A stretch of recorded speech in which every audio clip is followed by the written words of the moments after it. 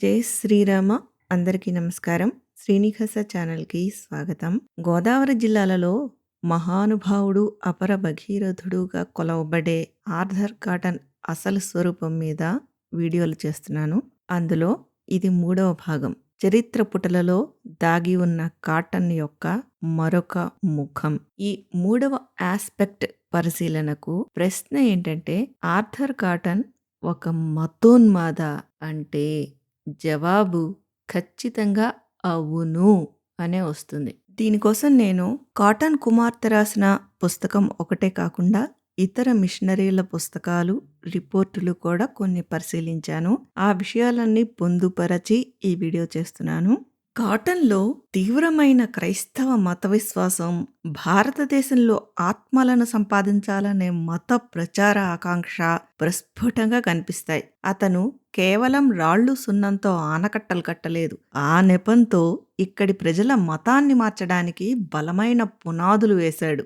భారతదేశంలో క్రైస్తవ మత వ్యాప్తి కాటన్ జీవితంతో ఎలా ముడిపడి ఉందో ఈ వీడియోలో పూర్తి ఆధారాలతో చూద్దాం. అసలు ఇతనికి ఈ మత పిచ్చి ఎక్కడ మొదలైంది అనే సంఘటన దగ్గర నుంచి మనము మొదలు పెట్టాలి.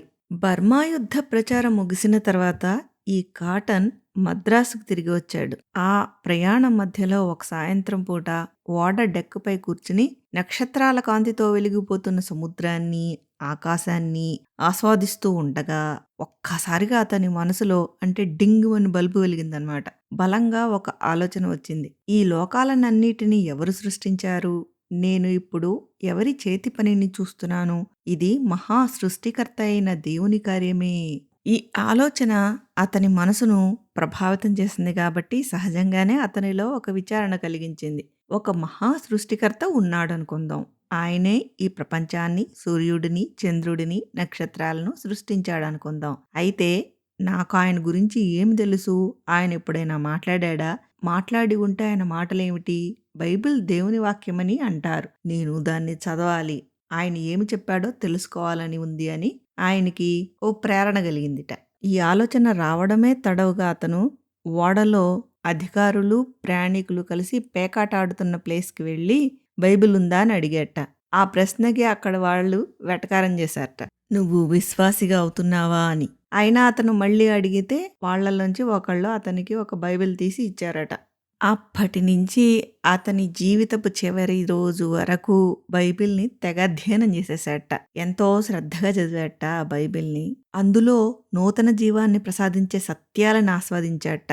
మరి ఓల్డ్ టెస్ట్‌మెంట్ చదివాడో లేదో అయ్యగారు. అవి అతనికి కొత్తవిగా, అమూల్యమైనవిగా కనిపించాయట. వాళ్ళకి పాపం ఆ అపరిశుద్ధ గ్రంథం తప్ప వేరే ఇంకోటి లేదు కదా! మనకైతే పురాణ ఇతిహాసాలు, వేదాలు కావలసినన్ని జ్ఞానాన్ని పెంచుకోవడానికి ఉన్నాయి అందుబాటులో. వాళ్ళకి ఆ అపరిశుద్ధ గ్రంథం తప్ప వేరే లేదు కాబట్టి అదే చదివి ఉన్మాదిలా తయారయ్యాడు. అయితే అతనికి అతని మతం పట్ల విశ్వాసం కలిగితే మనకేమిటి అభ్యంతరం అని ఒక ప్రశ్న వస్తుంది ఇక్కడ. మనకెందుకు అభ్యంతరం అంటే ఆ బైబిల్ అతను వంట పట్టించుకున్నప్పుడు ఆ అబద్ధపు ఎడారి పుస్తకపు సైకో దేవుడు వాళ్ళకి ఏం నేర్పించాడు? ఇతను ఆ అబద్ధపు ఎడారి పుస్తకపు సైకో దేవుడు వాళ్ళకి ఏం నేర్పిస్తాడో ఈ కాటన్ అదే నేర్చుకున్నాడు కాబట్టి మనకి అభ్యంతరం. ఆ పుస్తకం వాళ్ళకి ఏం నేర్పిస్తుంది? పక్క వాళ్ళని కోరకమంటుంది. పక్కవారి మత విశ్వాసాన్ని దెబ్బతీయమంటుంది. పక్కవారి ఆచార వ్యవహారాలని విమర్శిస్తుంది. వారు చేసుకునే విగ్రహారాధనని దూషిస్తుంది. వాటిని కూలగొట్టమంటుంది. సూటిగా చెప్పాలంటే ఆ పుస్తకం చదివి అందులో వాక్యాలని అనుసరిస్తే ఆ పుస్తకం ఒక నేరస్తుడిని తయారు చేస్తుంది. ఎందుకంటే అది నేరాలను చేయమని ప్రోత్సహిస్తుంది. చిన్న ఉదాహరణకి విగ్రహాల గురించి ఏం చెప్తుంది ఆ పుస్తకం అని చూస్తే కుప్పలు తెప్పలుగా వస్తాయి వాక్యాలు. అందులో కొన్ని చెప్తా మచ్చుకి. నిర్గమకాండము 24 పైన ఆకాశమందే గాని క్రింద భూమి అందే గాని భూమి క్రింద నీళ్ల యందే గాని ఉండు దేని రూపమునైనను విగ్రహమునైనను నీవు చేసి కొనకూడదు. వాటికి సాగిలపడకూడదు. వాటిని పూజింపకూడదు. నిర్గమకాండము 23:24 వారి దేవతలకు సాగిలపడకూడదు. వాటిని పూజింపకూడదు. వారి క్రియల వంటి క్రియలు చేయక వారిని తప్పక నిర్మూలనము చేసి వారి విగ్రహములను బొత్తిగా పగులగొట్టవలెను. ద్వితీయోపదేశకాండము 5:8. పైనున్న ఆకాశమందే గాని క్రిందనున్న భూమి అందే గాని భూమి క్రిందనున్న నీళ్లయందే గాని ఉండు దేని పోలికనైన విగ్రహమును చేసి కొనకూడదు. ద్వితీయోపదేశకాండం 7:5. కావున మీరు వారికి చేయవలసినది ఏమనగా వారి బలిపీఠములను పడద్రోసి వారి విగ్రహములను పగలగొట్టి వారి దేవతా స్తంభములను నరికివేసి వారి ప్రతిమలను అగ్నితో కాల్చవలెను. ద్వితీయోపదేశకాండం 12:3. వారి బలిపీఠములను పడద్రోసి వారి విగ్రహములను పగలగొట్టి వారి దేవతా స్తంభములను అగ్నితో కాల్చి వారి దేవతల ప్రతిమలను కూలద్రోసి వాటి పేరులు అచ్చట లేకుండా నశింపజేయవలెను. ద్వితీయోపదేశకాండం 16:22. నీ దేవుడైన యెహోవా విగ్రహమును ద్వేషించువాడు కనుక నీవు ఏ స్తంభమునైనా నిలువబెట్టకూడదు. ఇట్లాంటివి బైబిల్ నిండా ఒక్క విగ్రహారాధనకి సంబంధించే కుప్పలు తెప్పలుగా ఉంటాయి వాక్యాలు. ఇవన్నీ చదివినవాడు ఎలా తయారవుతాడు? అచ్చు కాటన్లా తయారవుతాడు. ఎలాగంటే చోళరాజులు కట్టించిన గంగైకొండ దేవాలయాన్ని ధ్వంసం చేసి ఆ రాళ్లని తీసుకొచ్చి కావేరీ దిగువ ఆనకట్టకి ఉపయోగించిన కాటన్లా అతను చేసిన ఆ అకృత్యాలు పార్ట్ 2లో చెప్పాను. ఆ వీడియో లింకు డిస్క్రిప్షన్ బాక్స్లో ఇస్తాను. ఆసక్తి గలవారు చూడవచ్చు. ఇలా ఈ చెత్తని ఒంటి నిండా పట్టించుకున్న ఈ మతోన్మాది భారతదేశంలో క్రైస్తవ మత వ్యాప్తి గురించి ఏ విధంగా ఆలోచించాడో, ఎట్లా డైరీలు రాసుకున్నాడో, ఏ విధమైన ప్రయత్నాలు చేశాడో ఆయన కుమార్తె రాసిన పుస్తకం చదివితేనే బాగా అర్థమవుతుంది మనకి. అది కాకుండా ఇతర మిషనరీల పుస్తకాల్లో కూడా దొరుకుతుంది చాలా సమాచారం. అయితే ఇక్కడ ముఖ్యంగా ధవళేశ్వరం ఆనకట్టలు కట్టే సమయంలో మత వ్యాప్తి కోసం ఏం చేశాడో చెప్తాను. ఇతను అనేక మంది మిషనరీలతో కలిసి పనిచేశాడు. అయితే అవన్నీ చెప్పడం కుదరదు కాబట్టి 1-2 చెప్తా. అసలు కాటన్కి భారతీయుల మీద ఎటువంటి అభిప్రాయం ఉండేది అనేది ముఖ్యమైనది. అతడు నామమాత్రపు క్రైస్తవుడు కాదు, మత ఉన్మాదం నెత్తికెక్కిన వ్యక్తి. అతనికి భారతీయుల పట్ల ఎటువంటి అభిప్రాయం ఉండేదంటే భారతదేశం ఒక చీకటి ఖండం, ఇక్కడి ప్రజలు సాతాను ప్రభావంలో ఉండి విగ్రహారాధన చేస్తున్నారని బలంగా నమ్మేవాడు. దానికి సాక్ష్యం ఆయన కుమార్తె ఉటంకించిన ఉదంతం. అతను ఒకానొక చర్చ్ మిషనరీ మీటింగ్లో ఉపన్యాసం ఇచ్చిన పూర్తి పాఠం ఇది. ఇది ఆయన స్వదస్తూరితో రాసుకున్న నోట్సు యథాతథంగా ఆయన కుమార్తె ఈ పుస్తకంలో పొందుపరిచింది. అయితే నేను అది పూర్తిగా చదవడం లేదు, అందులో ముఖ్యమైన పాయింట్ మాత్రం చెప్తున్నా. దాని ప్రకారం భారతదేశాన్ని పాలిస్తున్న బ్రిటిష్ ఈస్ట్ ఇండియా కంపెనీ ప్రభుత్వం కూడా నిజమైన క్రైస్తవ విలువలను పాటించడం లేదు అని అతను విమర్శించాడు ఆ ఉపన్యాసంలో. అలాగే అతని మాటల్లోనే చెప్పాలంటే ఈ దేశంలో ఎందరో నమ్మకమైన స్వార్థం లేని మనుషులు సేవ చేస్తూ మరణించారు అంటే అతను మిషనరీల గురించి మాట్లాడుతున్నాడు. వారు ఒక క్రైస్తవ ప్రభుత్వం అని పిలువబడే దాని ద్వారానే వ్యతిరేకింపబడ్డారు.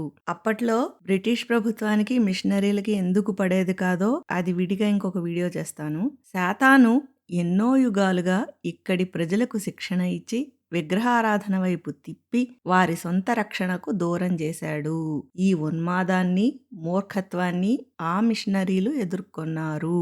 దీన్ని బట్టి మనకేమర్థమవుతుంది? కాటన్ భారతీయుల సంప్రదాయాలను, పూజలను శాతాను శిక్షణగా భావించాడు. వారి ఆత్మలను నరకం నుండి రక్షించడమే తన పరమావధిగా పెట్టుకున్నాడని స్పష్టమవుతుంది. అతను ఆనకట్టల నిర్మాణాన్ని మత వ్యాప్తికి అనుకూలమైన సమయంగా మలుచుకున్నాడు. కాటన్ ఇంజనీరింగ్ పనులని, మత ప్రచారాన్ని వేర్వేరుగా చూడలేదు. ఆనకట్టల నిర్మాణ సమయాన్ని క్రైస్తవ మత వ్యాప్తికి ఒక అద్భుతమైన అవకాశంగా వాడుకున్నాడు. ముఖ్యంగా 1847 నుంచి 1852 మధ్య ధవళేశ్వరం ఆనకట్ట కట్టే సమయంలో ప్రతిరోజు వేలాది మంది స్థానిక భారతీయులు కూలీలుగా వచ్చేవారు. ఆ సమయాన్ని అతను క్రైస్తవ మత వ్యాప్తికి ఉపయోగించాడు. కాటన్ తన అధికారిక హోదాను ఉపయోగించి ఆ కూలీల మధ్య మిషనరీల చేత బైబిల్ బోధనలు చేయించేవాడు. పాపం కరువుతో, ఆకలితో ఉన్న భారతీయులకు కూలీ ఇస్తూ మరోపక్క క్రైస్తవ దేవుడే మిమ్మల్ని రక్షిస్తాడనే ప్రచారాన్ని ముమ్మరం చేశారు. వీళ్ళు ఖచ్చితంగా యేసు గురించి ఏరుకున్న ముక్కలు మాత్రమే చెప్పి ఉంటారు. అసలు పాత నిబంధన అనేది ఒకటి ఉందని గాని, అందులో సైకో దేవుడు ఉన్నాడని గాని, వాడు తెగుళ్ళు జబ్బులు తెప్పిస్తూ శాపాలిస్తూ ఉంటాడని గాని చెప్పి ఉండరు. చెప్పి ఉంటే వీళ్ళందరూ ఆ గోదావరిలో మునిగి చచ్చి ఉండేవారు. అందులో ఏం అనుమానం లేదు. ఇంజనీరింగ్ ప్రాజెక్టులని మత మార్పిడుల కేంద్రాలుగా మార్చిన ఘనత కాటన్ది. ఆనకట్టలు కట్టే సమయంలో వేలాది మంది ప్రజలు ఒకచోట చేరడం చూసి కాటన్ ఏం ఆలోచించాడు? మత విశ్వాసం మెండుగా గల కాటన్ తన లేబర్ క్యాంపులలో వేలాది మంది ప్రజలు ఒక చోట చేరడం చూసి ఇటువంటి అద్భుతమైన అవకాశాన్ని ఉపయోగించుకోకుండా సువార్త పట్ల ఉదాసీనంగా ఉండలేకపోయారు. వారికి సువార్తను ప్రకటించే బాధ్యతను చేపట్టడానికి ఎవరో ఒక సమర్థుడైన వ్యక్తిని కనుగొనవలసి వచ్చింది.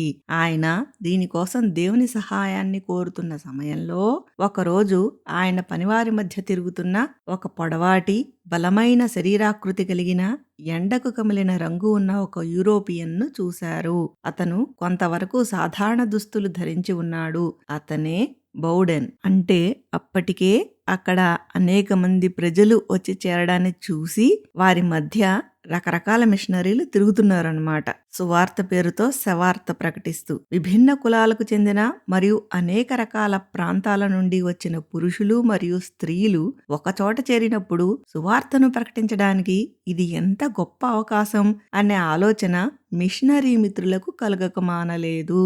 అంటే తీపి చుట్టూ ఈగలు ముసురుతాయి కదా, అలాగా వేలాది మంది మనుషులను చూడగానే మిషనరీలు వాలిపోయారన్నమాట. అక్కడ అనేక విభిన్న మిషన్ల నుండి కార్మికులు వచ్చారు. అప్పట్లో మచిలీపట్నంలో ఉన్న రెవరెండ్ హెన్రీ ఫాక్స్ వారిలో ఒకరు. ఆయనకు తెలుగు మాట్లాడే ప్రజల పట్ల ప్రత్యేక ఆసక్తి ఉండేది. అలాగే ఇంకా బౌడెన్, చాలా మంది మిషనరీలు. ఆ డెల్టా ప్రాంతంలో చాలా సంవత్సరాలుగా ఒక మిషన్ నిర్వహింపబడుతూ ఉండేది. ఆ మిషన్ కు చెందిన మిస్టర్ బౌడెన్ తరచుగా ఇక్కడి ప్రజలను సందర్శించడానికి వచ్చేవారు. అందుకనే ఇతని మీద కాటన్ దృష్టి పడింది. ఈ బౌడెన్ అనే మిషనరీని కాటన్ ప్రత్యేకంగా ఆహ్వానించాట. దీని గురించి వివరం దేవర్ మెన్ సెంట్ బై గాడ్ అనే పుస్తకంలో పేజ్ 85లో వివరంగా రాసి ఉంది. అది ఎలా జరిగిందంటే, ఈ బౌడెన్ని చూసిన తర్వాత కాటన్ కి అతనిలో నిష్కపటమైన ప్రసంగంలో ఉన్న ప్రత్యేకత ఆకట్టుకుందిట. అలాగే ప్రజల సాధారణ భాష అలవాట్లతో ఆయన చూపిన పరిచయం కాటన్ కి ఇంకా ఆకట్టుకుందిట. ఆయన వెతుకుతున్న అసలు వ్యక్తి ఇతనే అనుకున్నట్ట. స్థానిక భాషపై పూర్తి పట్టు ఉండి ఆత్మల అన్వేషణ కోసం తనను తాను పూర్తిగా అంకితం చేసుకోవడానికి సిద్ధంగా ఉన్న ఒక నిశిత సువార్థికుడు అతనిలో కనపడ్డాట. అందుకే మిస్టర్ గ్రోవ్స్తో బౌడెన్కు ఉన్న సంబంధం కూడా ఈ పనికి ఆయనే సువార్థికుడు. అంటే అక్కడ ధవళేశ్వరం ఆనకట్ట కట్టే సమయంలో చేరిన ప్రజలని మతం మార్చడానికి ఈ బౌడెన్ అనే అతనే సరైన సువార్థికుడు అని కాటన్ బలంగా నమ్మి అతనికి నివాసం ఏర్పాటు చేస్తానని, నిధులు సమకూరుస్తానని హామీ ఇచ్చి ఈ పని కోసం అతనిని పిలిపించాట. కాటన్ ఆహ్వానించిందే తడవుగా కుటుంబంతో సహా ఈ బౌడెన్ వాలిపోయాట ధవళేశ్వరంలోని నదీ తీరంలో ఉన్న ఒక తోటలో తమకు కేటాయించిన వసతి గృహాలలో నివాసం ఏర్పరచుకుని దేవుని అలసిపోని సేవకుడు ఒక క్యాంపు నుండి మరో క్యాంపుకు తిరుగుతూ పగటిపూట మండుతున్న ఎండకు వెరవక, రాత్రివేళ శారీరక అలసటం లెక్కజేయక అందరికీ యేసుక్రీస్తు ద్వారా లభించే రక్షణను పాపంతగా ప్రకటించాట. ఆదివారాల్లో పనులు ముగిసినప్పుడు అక్కడ ఉన్న యూరోపియన్లకు దైవసేవ అందింపబడేది. కాటన్ కుటుంబం చూపించిన అచంచలమైన దయాగుణం మరియు సానుభూతి వారికి అండగా నిలిచాయి. అంటే ఫైనాన్షియల్ ఎయిడ్స్, నివసించడానికి వసతి గృహాలు, ఇవన్నీ ప్రోత్సాహంగా కాటన్ అందించాడనమాట వీళ్ళకి. అద్భుతమైన శక్తి సామర్థ్యాలు కలిగిన హేగ్ నుండి ఎన్నో ప్రోత్సాహకరమైన మాటలు వచ్చాయి. ఎందుకంటే అతను కూడా ఆత్మలను గెలవాలనే పట్టుదలతో ఉన్నాడు. మరియు ఆ రోజుల్లో తన తోటి అధికారి ఒకరు విశ్వాసంలోకి మారడం ద్వారా ఒక విజయాన్ని అందుకున్నాడు. అంటే ఒక అతన్ని కొరికి మతమార్చాడనమాట. మిస్టర్ ఫాక్స్ తో సహా వెలుపలి నుండి వచ్చిన సహచరులు సహకార సందర్శనల ద్వారా వారిని ఉత్సాహపరిచారు. విసిగించే ప్రయాణాల ద్వారా గ్రామాల్లోని ప్రజలను గుంపులుగా వెతికి పట్టుకోవడానికి బదులుగా తమ పరిధిలోని ప్రజలందరూ ఒకేసారి పెద్ద సంఖ్యలో తమ వద్దకు సమూహంగా రావడం వారికి ఎంతో సంతోషాన్నిచ్చే విషయంగా మారింది. అంటే ఊరూరా తిరిగి, వీధి వాడవాడ తిరిగి ఇళ్ళకెళ్ళి స్వార్థ చేయకుండా పాపం కళ్ళ ఎదురుగుండా గుంపులుగా ఒకే చోట జనాలను చూస్తే వాళ్ళకి పాపం బాగా ఆనందం వేసిందనమాట. మరియు పెద్ద సంఖ్యలో ప్రజలు పరిమిత సహాయం కోసం మాత్రమే వచ్చి క్రమ వ్యవధిలో వారి స్థానంలో క్రొత్తవారు వస్తూ ఉండడం వల్ల సువార్త వినేవారి సంఖ్య ఎంతగానో పెరిగింది. ఎటు చూసినా కొరకడానికి, సువార్త చెప్పడానికి జనాలన్నమాట. ఇంజనీర్లలాగే వారి శ్రమ కూడా నిరంతరాయంగా సాగింది. కానీ ఒకే ఒక తేడాతో ప్రస్తుతానికి వారి శ్రమకు చూపించడానికి ఆచరణాత్మకంగా ఏమీ లేదు. కానీ ఈ సమయంలో ప్రభువు పట్ల వారి పనిని మరియు ఉత్సాహాన్ని చూసే అవకాశం లభించిన విశ్వాసం గల యూరోపియన్లందరూ వారిని అభినందించారు. మిస్టర్ గ్రోవ్స్ కు కాటన్ ఇలా రాశారు. ఇది కూడా they were men sent by God అనే పుస్తకం నుంచి. ఈ బోర్డెన్ పట్ల కాటన్ కి ఎటువంటి అభిప్రాయం ఉండేదంటే, బోర్డెన్ మరియు బీర్ అనే ఇద్దరు మిషనరీల గురించి ఇలాంటి వ్యక్తులు దేశమంతటా ఉంటే భారతదేశానికి ఎంత గొప్ప ఆశీర్వాదం అని అన్నట్ట. ఇంత గొప్ప కితాబ్ ఇచ్చిన ఆ బోర్డెన్ యొక్క ఉన్మాదం ఏంటో ఇప్పుడు నేను మీకు చెప్తా. ఈ బోర్డెన్ కుటుంబం ఒకసారి ఇంటికి చేరుకునేసరికి, అంటే వేరే ఊరికి వెళ్ళి వెనకొచ్చేసరికి అక్కడ ఉన్న ప్రజలు ఆ ప్రాంగణంలోని గ్రామదేవతా విగ్రహాలను, వీళ్ళు రాయడం రాళ్ళు అని రాశారు కానీ అవి గ్రామ దేవతా విగ్రహాలు, వాటికి పూజ చేస్తున్నారట. స్మాల్ పాక్స్ నుంచి రక్షించమని వేడుకుంటూ పూజలు చేస్తూ నైవేద్యాలు సమర్పిస్తున్నట్ట.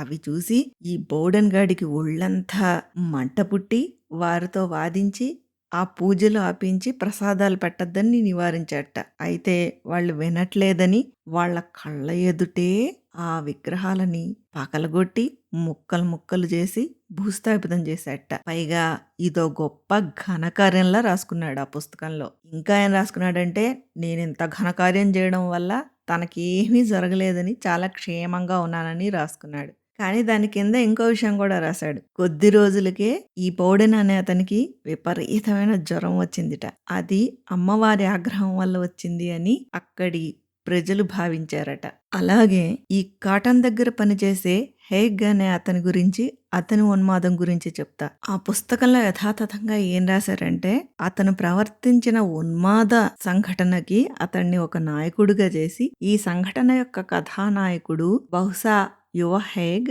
ఇటీవలే ఒక నిష్కపటమైన క్రైస్తవునిగా మారాడు.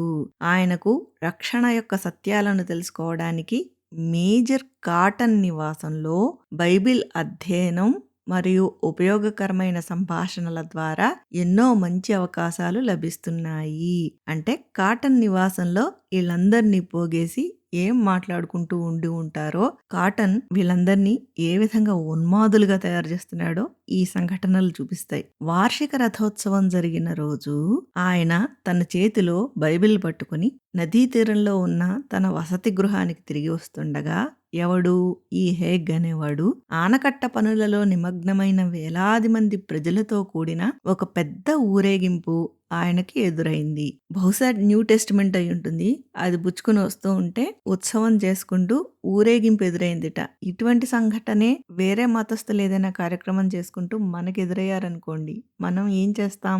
సంతోషంగా వాళ్ళతో పాలు పంచుకుంటాం, లేదంటే వాళ్ళ దారికి అడ్డు రాకుండా పక్కకు తప్పుకొని వెళ్ళిపోతాం. కానీ ఈ ఉన్మాది ఏం చేశాడు? మంగళకరమైన కార్యాలు చూస్తే పిశాచాలు తట్టుకోలేవుగా, పిశాచంలాగే ప్రవర్తించాట. ఆ ఊరేగింపు చూసి తట్టుకోలేక ఒళ్ళంతా గుడ్డుకారం రాసుకున్నాడు. ఆ ప్రజలు తమ వ్యర్థమైన భ్రమల్లో పూర్తిగా మునిగిపోవడం చూసి ఆయన మనస్సు తీవ్రంగా చెలించిపోయింది. దాంతో ఆయన నిశ్శబ్దంగా ఉండలేకపోయారు. తన బైబిల్ను పైకెత్తి ఆయన వారికి బోధించడం ప్రారంభించాడు. అక్కడే కొరగడం ప్రారంభించాట. దాంతో సాగుతున్న ఆ రథం అక్కడికక్కడే ఆగిపోయింది. ఇది తెల్లదొరల దేవుని వాక్యం అని ఆయన అన్నారు. ఆయనే ఈ లోకమంతటిని సృష్టించాడు. నిజమైన దేవుడు మీతో మాట్లాడుతున్నాడు. ఆయన మిమ్మల్ని ప్రేమిస్తున్నాడు. ఈ అర్ధరహిత ఆచారాలతో మిమ్మల్ని మీరు భ్రమల్లో ముంచుకోవడం ఆయనకిష్టం లేదు. ఆయన ఏమి చెబుతున్నాడో వినండి. ప్రభువైన యేసుక్రీస్తునందు విశ్వాసముంచుము. అప్పుడు నీవును నీ ఇల్లును రక్షణ పొందుదురు. ఇదిగో లోక పాపమును మోసుకొని పోవు దేవుని గొర్రెపిల్ల. ఇలాంటి కేకలు పెట్టేట. ఈ సమయంలో అక్కడున్న బ్రాహ్మణ పూజారులు తీవ్ర ఆగ్రహానికి, ఆవేశానికి లోనై ఫైట్ న్యాచురల్ కదా! చక్కగా శుభంగా ఉత్సవం చేసుకుంటూ ఉంటే వచ్చి ఓ నిలువు శవం గురించి ఇలాంటి ప్రలాపనలు పేలితే మూతి మీద వాత పెట్టాలని అనిపించదు ఎవరికైనా. అతని నోరు నొక్కేయండి, అతనిని నీటిలో ముంచేయండి, అతను మన దేవునికి వ్యతిరేకంగా వింత మాటలు మాట్లాడుతున్నాడు, కట్టేసి నదిలో పడేయండి అని కేకలు వేశారట. కానీ అక్కడున్న కార్మికులు వద్దు వద్దు అని అరుస్తూ అతను మంచివాడు, అతడు మన పే మాస్టర్ అంటే జీతాలు ఇచ్చే అధికారి, ఆయన మన డబ్బునంతా మనకిస్తాడు, మొత్తం అంతా చెల్లిస్తాడు, ఆయన చెప్పేది మేము వింటామన్నారు. ఆ మరుక్షణమే బలమైన చేతులు ఆ యువాధికారిని రథం యొక్క వేదికపైకి ఎత్తాయి. మరియు ఆయన సందేశం కోసం ఎదురు చూస్తున్న ఒక పెద్ద సమూహం అక్కడ సిద్ధంగా ఉంది. తెలుగు భాషపై తనకు ఉన్న శక్తినంతా కూడగట్టుకుని మహిమకరమైన సువార్త ద్వారా తాను ఇటీవలే నేర్చుకున్న రక్షణ కథను ఆయన వారికి ఎంతో నిష్కపటంగా ప్రకటించారు. తన సందేశాన్ని అందించిన తర్వాత ఆయన తేలికగా కిందకు దూకి నదీ తీరాన ఉన్న తన వసతి గృహానికి జారుకున్నారు. ఆశ్చర్యంలో మునిగిపోయిన ఆ సమూహంలోని చాలా మంది ప్రజలు అదే సమయంలో అక్కడి నుండి విడిపోయి వెళ్లిపోయారు. అది అక్కడి పూజారులకు తీవ్ర నిరాశను మిగిల్చింది. ఇది కొద్దిగా కల్పించి గొప్పగా మార్చుకుని రాసుకున్నట్లుగా ఉంది. బహుశా అక్కడ అతను వాళ్ళకి జీతాలు ఇచ్చే అధికారి కాబట్టి బెదిరించి ఉండాలి. చక్కగా జరుగుతున్న రథయాత్రని చెడగొట్టి ఉండాలి. దరిద్రుడు. కాటన్ జుట్టు ఇలాంటి ఉన్మాదులు ఉండేవారా? కాటనే ఇలాంటి ఉన్మాదులను తయారు చేశాడా? అయితే ఇన్ని రకాలుగా ఇంతమంది మిషనరీలు వచ్చి పనిచేస్తున్నా గానీ అక్కడి ప్రజలు అంత తొందరగా మతం మారినట్టుగా కనపడలేదు. దానికి ఒక ఉదాహరణ ఏంటంటే ఫలితాల గురించి చెప్పడానికి చాలా తక్కువ ఉంది. ఒక సంఘటన దేవుని వాక్యము పూర్తిగా వ్యర్థం కాలేదని నిరూపించింది మరియు మాకు నిరీక్షణను ఇచ్చింది. మిషనరీలలో ఒకరు అప్పట్లో బిజీగా ఉన్న ఒక రాతిగనిలో నడుచుకుంటూ వెళ్తుండగా అక్కడ ఉన్న కొందరు కార్మికులు తమలోని ఒక వ్యక్తిని చూసి హేళన చేస్తూ అతను యేసుక్రీస్తుకు చెందినవాడని నిందిస్తుండడం విన్నారు.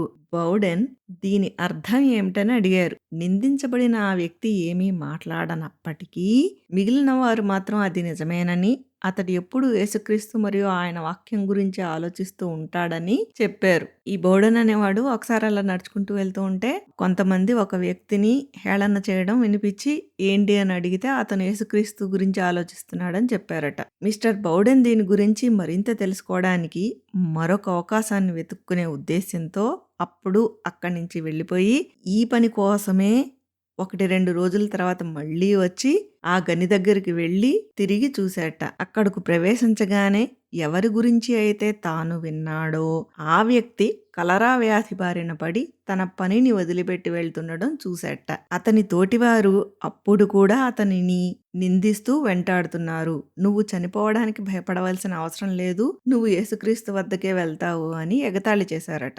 అతడు తను విశ్వాసినని ప్రకటించుకుంటూ అతను చనిపోయిన తర్వాత ఎటువంటి అన్యమత ఆచారాలను అనుమతించవద్దని తన భార్యకు ఆదేశిస్తూ అతడు ఆ రాత్రే మరణించాడు. అంటే పీసుగాడిని నమ్ముకున్న పీసుగాడు ఏమీ పీకలేదు. ఆ సమయంలో ఆ సువార్తను విని ఎంతమంది విశ్వసించి నిత్య జీవంలోకి ప్రవేశించారో ఎవరు చెప్పగలరు అని ఆ మిషనరీలు ఆహా ఒకడిని మార్చాము, వాడిని చూసి ఇంకా చాలా మంది వస్తారు ఫ్యూచర్లో అని చంకలు గుద్దుకున్నారట. అంతేగాని అయ్యో ఒక మనిషి మరణించాడన్న బాధ మాత్రం ఏ కోసాన కనపడదు ఈ పిశాచాలకి. అసలు ఈ తెగుళ్ళు తెప్పించిందే ఆ యెహోవా సైకోగాడు గదా. భారతీయులను క్రైస్తవులుగా మార్చడానికి ఇతను ప్రధానంగా చర్చ్ మిషనరీ సొసైటీ తోటి, లండన్ మిషనరీ సొసైటీలతోటి సన్నిహితంగా సంబంధాలు కలిగి ఉండేవాడు. బ్రిటన్ నుండి వచ్చే మిషనరీలకు ఇతనే స్వయంగా నిధులు సమకూర్చడం, వసతి కల్పించడం చేసేవాడు. గోదావరి డెల్టా ప్రాంతంలో మత ప్రచారానికి పునాది వేసిన మిషనరీలలో ఒకరైన హెన్రీ ఫాక్స్, అలాగే జాన్ నోబుల్ వంటి వారితో కూడా కాటన్ కలిసి పనిచేశాడు. ఇతను ఆ ప్రాంతంలో కొన్ని చర్చిల నిర్మాణాలు కూడా చేపట్టాడు. వాటిలో విశాఖపట్నం దగ్గర saint John's church, saint Paul's church, అలాగే రాజమండ్రి నర్సాపురం దగ్గర church of the Godavari delta mission, Dummugudem CMS church, ఇది భద్రాద్రి కొత్తగూడెం పరిసరాల దగ్గర, ఇలాగా కొన్ని చర్చిల నిర్మాణం కూడా చేపట్టాడు. ఈ చర్చిల నిర్మాణానికి కావలసిన ప్రత్యేకమైన చర్చ్ బెల్స్, అలాగే కిటికీలకు అమర్చే గాజు పలకలు, బైబిల్ ప్రతులు అన్నీ లండన్ మరియు ఐరోపా దేశాల నుండి ఇంపోర్ట్ చేయబడేవి. ఆనకట్టల కోసం తెప్పించిన బ్రిటిష్ ప్రభుత్వ సామాగ్రి అయిన బోట్లు, ఇతర రవాణా సౌకర్యాలను ఈ చర్చిల సామాగ్రిని చేరవేయడానికి కూడా ఉపయోగించేవారట. ఇలా చెప్పుకుంటూ పోతే ఇతగాడి మత ఉన్మాదం వేరు పుస్తకాల్లో చాలా చోట్ల చాలా సమాచారం ఉంది. అయితే ఇతని మతపరమైన అభిప్రాయాలను కొన్నిటిని నేను ఇక్కడ ప్రస్తావిస్తాను. ఆయన కూతురు రాసిన అతని జీవిత చరిత్రలోని 552 పేజీలో పాఠ్యం ఇది. కాటన్ భారతదేశంలో క్రైస్తవ మత విస్తరణను చూసి ఎంత ఆనందపడ్డాడో, అతని మతపరమైన ఆలోచన విధానం ఎలా ఉండేదో తెలియజేసే అత్యంత కీలకమైన సాక్ష్యం. సజీవ విత్తనాన్ని చల్లడానికి ఏ రకంగానైనా సహాయపడే ప్రతి ఒక్కరి చేతులను బలపరచడానికే ఇది ఉద్దేశింపబడింది. ఈ విత్తనం ఇప్పటికే ఇక్కడి హిందూ మతం మరియు మహమ్మదీయ మతంల యొక్క గొప్ప పునాదులను చాలా వరకు బలహీనపరిచిందనడానికి మనకు ప్రతిరోజు కొత్త ఆధారాలు లభిస్తున్నాయి. ఈ పులియబెట్టిన పిండి లాంటి అంతర్గత మార్పు యొక్క పనితీరు ఇప్పుడు పైకి కనిపిస్తోంది. ఏ మిషనరీ కూడా ఇంకా చేరుకోని ఎన్నో ప్రాంతాలలో అప్పుడే చిన్న చిన్న స్థానిక చర్చిలు వెలిశాయి. అలాగే మిషనరీలు స్థానిక భాషలను ఎంత తొందరగా నేర్చుకోవచ్చో ఇతను స్వయంగా ఒక పుస్తకం రాశాట, the study of living languages అని. వాటిలో స్థానిక భాషలని అతి తొందరగా మిషనరీలు ఎలా నేర్చుకోవచ్చో, అవి మత మార్పిడులు చేయడానికి ఎలా ఉపయోగపడతాయో వ్యూహాలను వివరించాట. అలాగే ప్రకృతి సిద్ధమైన నీరు ఎంత అవసరమో ఆత్మల రక్షణకు జీవజలం అంటే సువార్త కూడా అంతే అవసరం అని పేర్కొన్నట్ట. నాకు నెట్లో ఇంకొక ఆసక్తికరమైన విషయం కనిపించింది ఈ కాటన్ గురించి. ఇతను 1860లో పదవీ విరమణ చేసి ఇంగ్లాండ్ తిరిగి వెళ్ళిపోయాట. కానీ భారతదేశంలో మత వ్యాప్తిపై ఆయనకున్న ధ్యాస తగ్గలేదుట. దీనికి నిదర్శనం 1857 సిపాయి తిరుగుబాటు జరిగినప్పుడు అతను చాలా తీవ్రంగా స్పందించాట. బ్రిటిష్ పార్లమెంటరీ కమిటీ ముందు, అలాగే ది చర్చ్ మిషనరీ ఇంటెలిజెన్సర్ పత్రికకు రాసిన లేఖలలో అతను తన మతతత్వ అభిప్రాయాన్ని నిర్మోహమాటంగా బయటపెట్టాట. అది ఏంటంటే, మనం భారతీయులను సరిగ్గా క్రైస్తవులుగా మార్చలేదు, అందుకే వారు మనపై తిరుగుబాటు చేశారు. మనం వారికి ముందే బైబిల్ అందించి ఉంటే వారు మనతో తెగని బంధంతో ముడిపడి తిరుగుబాటు చేసేవారు కాదు, బ్రిటిష్ సామ్రాజ్యానికి నమ్మకమైన సేవకులుగా ఉండేవారు.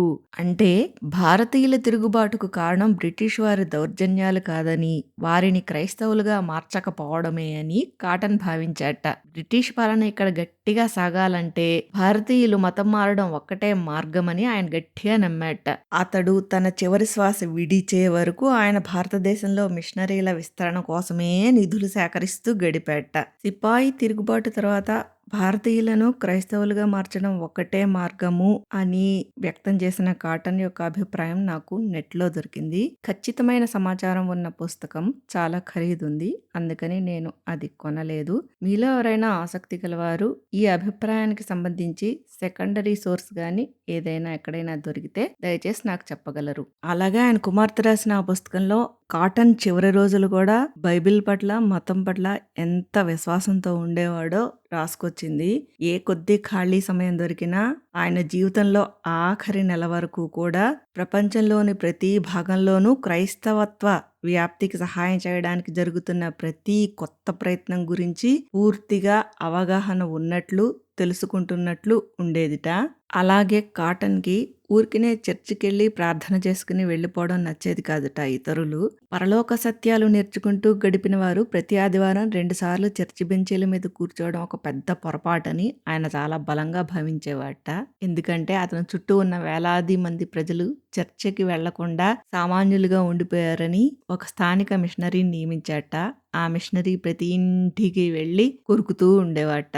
అయితే కాటన్కి ప్రేయర్ చేసేటప్పుడు సంగీతం గాని, అలంకరణ గాని, రోమన్ క్యాథలిక్ విధానాలేవి నచ్చినట్టుగా కనపడవు. ఎందుకంటే అతను ఆత్మ కేవలం అసూయకే కాకుండా అదే స్థాయిలో విగ్రహారాధనకు కూడా ఆశపడుతుందని చాలామంది ఆలోచించడం లేదు మరియు గ్రహించడం లేదు. అందుకే ప్రస్తుతం చర్చ్ ఆఫ్ ఇంగ్లాండ్ అంతటా వ్యాపిస్తున్న ఆ దుష్ట ప్రవాహంలో ఎంతోమంది విశ్వాసం గల మనుషులు కొట్టుకుపోతున్నారు అని బాధపడ్డాడు.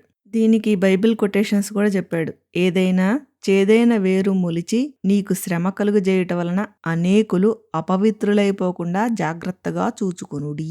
హెబ్రీయులకు రాసిన పత్రిక 12:15. ఈ గొప్ప హెచ్చరికను వారు గుర్తుంచుకోవడం లేదు.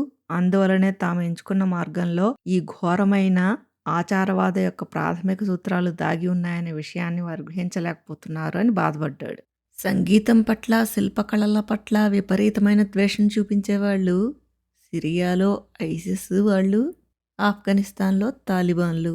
వాళ్ళకిను కాటన్కి నాకేం తేడా కనపడటం లేదు. ఇంకొక చోట భారతదేశంలో నేను 30 సంవత్సరాలకు పైగా ఉన్నాను. ఆ సమయం అంతటా నేను సాధారణంగా దేశవ్యాప్తంగా ప్రయాణిస్తూ ఉండడం వల్ల ఇక్కడి స్థానిక సమాజంలో జరుగుతున్న పరిణామాలను, పురోగతిని నిశితంగా గమనించే గొప్ప అవకాశం నాకు లభించింది. నా మనస్సులో దీనికంటే ఖచ్చితమైనది మరొకటి లేదు.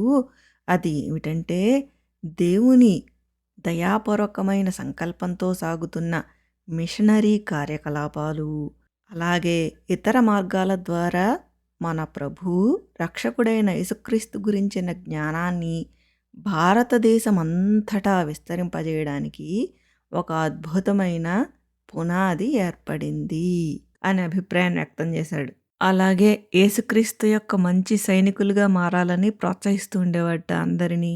కాటన్ గురించి ఆయన కుమార్తె రాసిన ఈ పుస్తకం ద్వారా, అలాగే కాటన్తో సంబంధం ఉన్న ఇతర మిషనరీలకు సంబంధించిన రిపోర్ట్లు, పుస్తకాల ద్వారా ఇలా మనం అనేక విషయాలను కాటన్ యొక్క మత ఉన్మాదం గురించి గ్రహించవచ్చు. ఇతడు భారతదేశంలో ఎక్కడ నియమింపబడినప్పటికీ క్రైస్తవ మిషన్ పనులకు మద్దతు ఇవ్వడానికి సిద్ధంగా ఉండేవాడు. పరమ దుర్మార్గుడైన ఈ కాటన్ని ఆ భగీరథుడితో ఎలా పోలుస్తాం అసలు?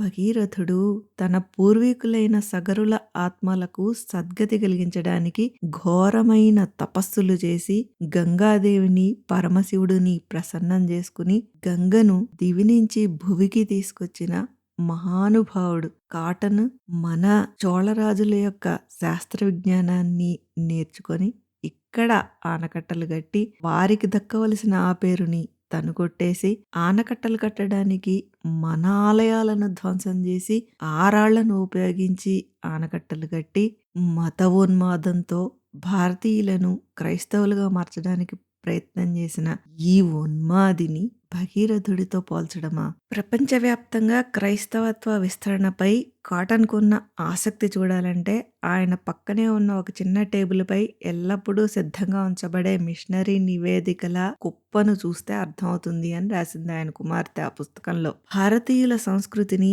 సాతాను విగ్రహారాధనగా నిందిస్తూ ఇక్కడి ప్రజల ఆత్మలను దక్కించుకోవడమే దేవుడు తనకు అప్పగించిన అసలైన బాధ్యతగా భావించిన కాటన్ అతని చరిత్రను మనం ఇంజనీర్గా చూడకూడదు, ఒక తీవ్రమైన క్రైస్తవ మిషనరీ కోణంలో కూడా చూడాలి. కాటన్ మీద నేను చేసిన ఈ వీడియో 3 భాగాలను చూసిన సగటు భారతీయులు ఎవ్వరికైనా కోపం రావడం సర్వసహజం. మనం చట్టాన్ని ఎట్టి పరిస్థితులలోనూ చేతుల్లోకి తీసుకోకూడదు. కాటన్ చూపిన మార్గంలోనే, అంటే అతను ఆనకట్టలు కట్టే సమయంలో ఖర్చుని తగ్గించడానికి ఏ విధంగా ఆలయాలను, గ్రామదేవతల విగ్రహాలను ధ్వంసం చేసి ఆ రాళ్లను ఆనకట్టలకి ఉపయోగించాడో అలాగే మనం కూడా రాజకీయ నాయకుల మీద ఒత్తిడి తేవాలి. ఉభయ తెలుగు రాష్ట్రాలలోనూ 3000కు పైగా ఉన్న కాటన్ యొక్క విగ్రహాలను ప్రభుత్వమే తొలగించి వాటిని పోలవరం ప్రాజెక్టుకు గాని లేదా కాళేశ్వరం ప్రాజెక్టులో కాలువలకి గాని ఉపయోగించి ప్రాజెక్టు యొక్క ఖర్చును తగ్గించాలని మనవి చేస్తూ మనం రాజకీయ నాయకుల మీద ఆ దిశగా ప్రయత్నం సాగేలా ఒత్తిడిని తీసుకురావాలి. చివరగా ఇంకొక ముఖ్య విషయం ఏంటంటే, నేను 3 భాగాలతో కాటన్ గురించిన వీడియో సిరీస్ను పూర్తి చేద్దామని అనుకున్నాను. కానీ ముందు ప్రచురించిన వీడియోల కింద చూసిన కామెంట్లను చదివిన తరువాత తప్పనిసరి పరిస్థితులలో ఇంకొక వీడియో చేయవలసిన అవసరం ఏర్పడింది. అందువల్ల అతి త్వరలో ఈ సిరీస్ కు సంబంధించి ఇంకొక వీడియో వస్తుంది. మిత్రులారా, అది విషయం కాటన్ కు సంబంధించిన మత ఉన్మాదం తవ్విన కొద్దీ సమాచారం వస్తూనే ఉంది. ప్రస్తుతానికి ఈ వీడియో ఇక్కడితో ముగిస్తున్నాను. మీ అమూల్యమైన అభిప్రాయాలను కామెంట్స్ సెక్షన్ లో నాతో పంచుకోండి. వీడియోకి ఒక లైక్ కొట్టండి, ఒక షేర్ కొట్టండి. ఛానల్ కి ఇప్పటిదాకా సబ్స్క్రైబ్ చేసుకున్నట్లయితే తప్పక సబ్స్క్రైబ్ చేసుకోండి. మళ్ళీ మరొక వీడియోతో have a great day. Bye bye.